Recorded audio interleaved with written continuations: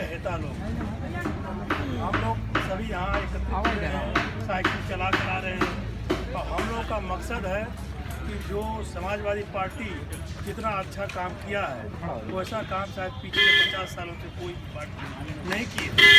हम समाजवादी पार्टी का कार्यभार जो दिया हुआ निर्देश हर जन तक पहुँचाना है, सभी को समाजवादी पार्टी के लिए जागरूक करना है।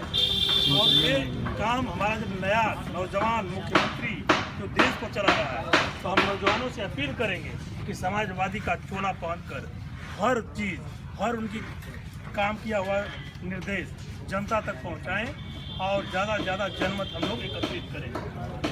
और यहाँ पर उपस्थित सभी जनता से कहूँगा कि आप जमकर समाजवादी पार्टी के काम का सराहना जनता तक करें।